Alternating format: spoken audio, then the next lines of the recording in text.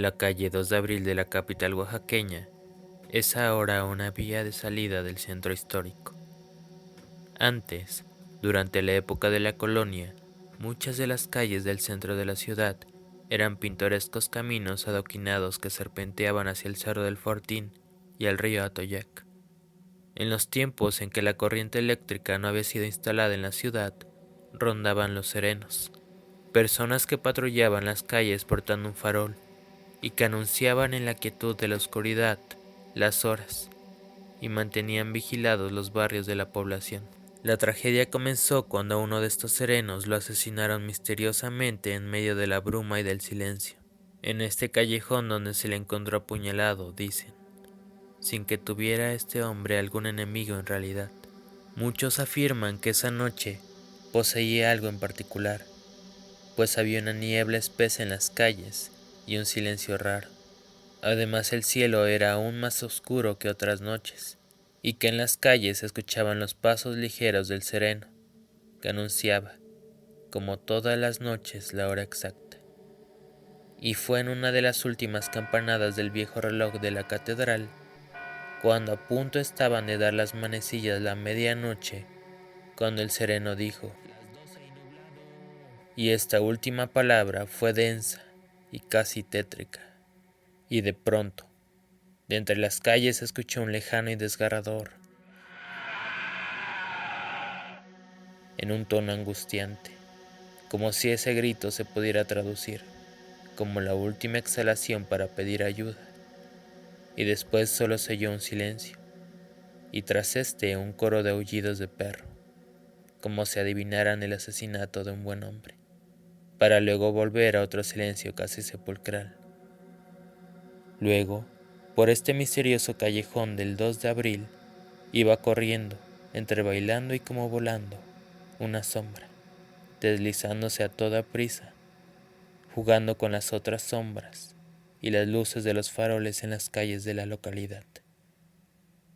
Dicen que la sombra llegó a la calle, que en la época de la colonia se llamaba Marquesado, y que actualmente se le conoce en el centro de Oaxaca como División Oriente, y que luego se dio vuelta a la derecha con dirección a la iglesia, y que ahí mismo fue donde se detuvo para dar fuertes golpes al portón de madera de la antigua catedral. Con sus golpes se podía adivinar cierta impaciencia y ansiedad, con lo que sus llamados despertaron al cura de la iglesia al instante. Al abrir el párroco, la sombra le aseguró que había un hombre en el callejón muy mal herido en los barrios de la Soledad, apuñalado en la boca del estómago y que necesitaba ayuda para bien morir. A lo que el sacerdote preguntó aún más asombrado, ¿y por qué no le avisaste al párroco de la Soledad? Padre, el moribundo quiere que solo usted sea el confesor, como un favor especial. El padre se asombró ante las palabras del hombre, que lo había ido a buscar, y de pronto le surgieron aún más dudas.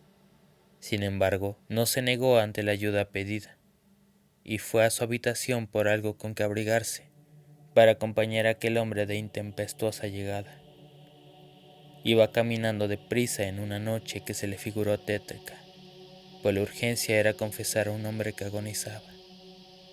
Y ya estando en ese callejón angosto, el cura con una pequeña lámpara de aceite alumbró el cuerpo y pudo constatar que tenía una puñalada en la boca del estómago, la cual sería imposible de sanar. Se estaba desangrando y solo le pidió a su misterioso acompañante que se alejara un momento para poderlo confesar. El sacerdote se inclinó ante el hombre que inició su confesión en medio de la oscuridad. Pudo ver que el moribundo poseía facciones dulces. Le costaba trabajo respirar y hablar, pues tenía fuertes dolores. Su voz era cada vez más entrecortada, pero también parecía poseer la fuerza de confesar sus pecados y poder bien morir. Cuando al fin pudo concluir su confesión, el párroco lo absolvió, dando un pequeño suspiro para regresar con la persona que lo había llevado hasta ahí. Sin embargo, no se encontró aquel extraño acompañante. Lo volvió a buscar, y el padre se percató que se encontraba solo en aquel callejón. giró el rostro hacia el hombre que yacía en el suelo con una puñalada, y de pronto se dio cuenta que aquel hombre traía la misma capa que la persona que lo dirigió a este lugar.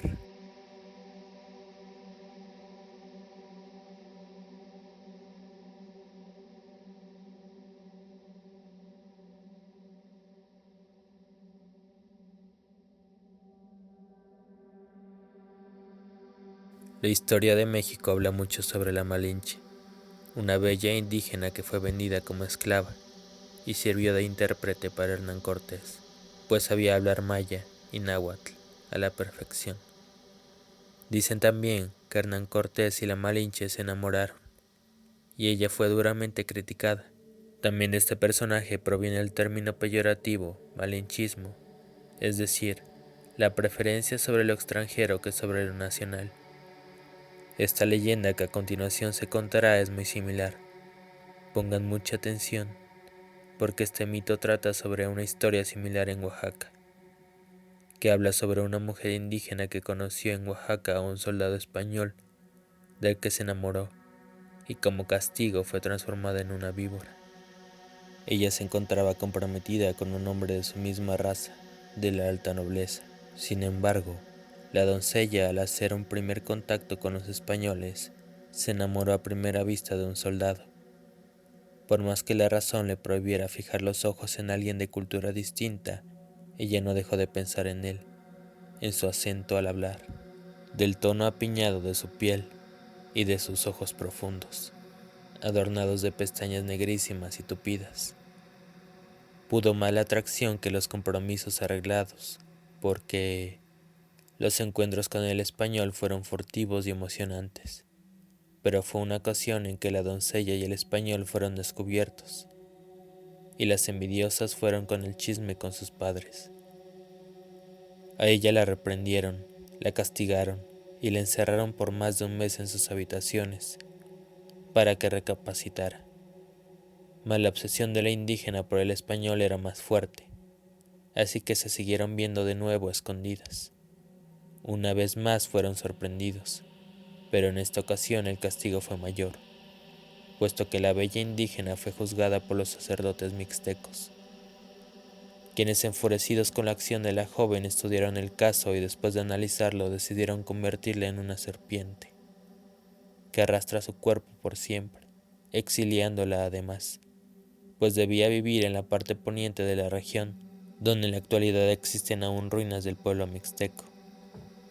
En la zona poniente, el día 24 de julio de cada año, como parte de su castigo, la joven tenía que arrastrarse hasta el templo católico, para que en un acto de rebeldía le avisara a su pueblo que el 25 de julio era el rito de sus dioses indígenas, con el objetivo de que hubiese buena fortuna, buena cosecha y prosperidad para toda su población. Cuando ahí se construyó el convento, el padre superior de los monjes escuchó el repicar de las campanas a la medianoche. Su pesado cuerpo no alcanzó a llegar hasta el campanario para poder reprender al que había realizado dicha falta. Al día siguiente, antes del ayuno de todos los monjes, el superior lo reprendió y los juzgó duramente, sin dejarlos defenderse, haciendo sus conjeturas, caminando y hablando con dureza, y sobre los castigos al culpable. A lo que los monjes casi juraron que ellos no habrían sido capaces de tal atrevimiento, y que esa noche del 24 de julio permanecieron encerrados en sus celdas. Uno de los jóvenes estudiantes fue el que se envalentonó y le aseguró al superior que nadie de sus compañeros había sido, y que en realidad era una doncella convertida en serpiente, quien había tocado la campana esa noche. El superior incrédulo no le creyó al estudiante, a quien le tocó un duro regaño frente a los demás. Sin embargo, pasó un año, y el superior quiso desentrañar aquella anécdota contada por el estudiante. Por eso se escondió detrás de algunos trebejos viejos en el campanario. Esperó y esperó, hasta después de la medianoche, en que el sueño le estaba venciendo. Escuchó deslizarse una víbora de cascabel de piel elástica y hermosa, con unos ojos que podían seducir a cualquiera. La serpiente estaba subiendo las escaleras de madera y continuaba su camino por los muros mohosos del campanario. El superior tenía miedo, pero en medio del caos pudo más la curiosidad y la valentía que lo demás. Por tanto se atrevió a preguntar: ¿Quién eres tú? La serpiente parecía querer atacarlo. Se enroscaba y agitaba su cascabel, con ganas de hacerle daño. Mas el monje no se inmutó, y con una voz clara y sin titubear preguntar: ¿Quién eres tú? Te pido en el nombre de Dios que por favor me expliques qué haces tú aquí y qué objeto tienes en tocar el campanario. Entonces la serpiente, más tranquila, despacio y con la voz de mujer atormentada por su pasado, le fue narrando poco a poco el peso de los años que llevaba con el castigo. Lloraba mientras le contaba su enamoramiento con el español, así como el enojo de sus padres y el veredicto de los viejos sabios mixtecos. También le explicó el por qué toca las campanas en el monasterio.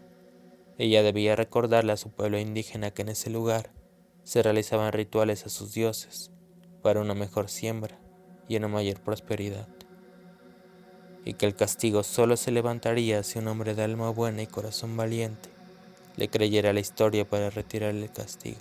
Por eso mismo, el superior le realizó un exorcismo que duró horas, en el que oró y oró. Además la rociaba con agua bendita y pedía perdón a Dios por todos los pecados cometidos, hasta que después de mucho tiempo, la piel de serpiente fue cayendo al piso, y la doncella salió de aquel cruel conjuro. Aún era hermosa, y le agradeció con el corazón al cura, quien solo le dijo que se fuera en paz, y que volviera a comenzar una nueva vida. Si el video te gustó, no olvides suscribirte, dejar tu like y tu comentario, para que así pueda traer más contenido parecido. Sin más que decir, hasta luego.